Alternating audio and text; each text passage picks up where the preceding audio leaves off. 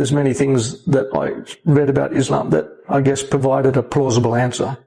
It filled in the gaps. Especially when I read a lot of the literature about the Unitarian Christians, that they never used to believe in the Trinity. This is quite a new belief after the time of Jesus, that Jesus was a Jew.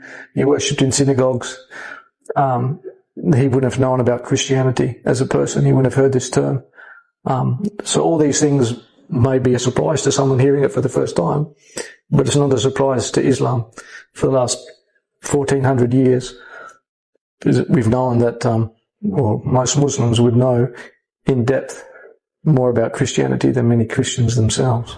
So this probably had quite a big impact on me as well when I sat down and looked at it. It was the only religion where you worship God alone. You didn't worship through some intermediary. There wasn't lots of music and dance and song and everything in the religion, like there is in many other religions in the actual prayers. So I guess one of the concepts that was hard for me was to worship Allah, or Allah, or Westerners would say Allah, because we think it, especially coming from a Christian background, it was hard for me to fathom, is it a name of some false idol? What's the history of it?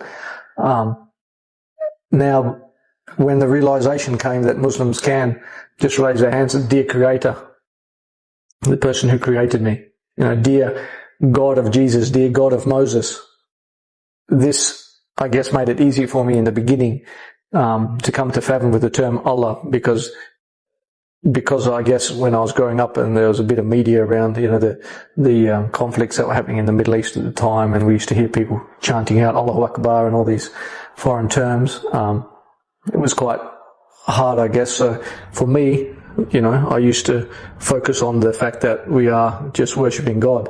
And then I found out the Arabic word Allah means Allah, God, the God. I mean, so I guess that was quite profound, because it then meant that when I was worshipping, that I am worshipping to the God, the only God, the Creator, the Sustainer. When I found out that, I guess that probably sealed the deal. It was quite easy after that to accept Islam in its totality, to accept the pillars of Islam.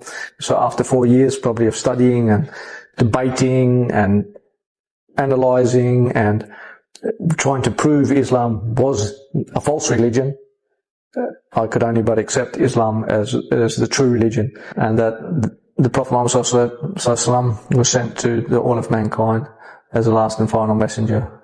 And if we accept that, we believe in Allah, then we can call ourselves a Muslim, one who submits to the will of Allah, inshallah, God willing.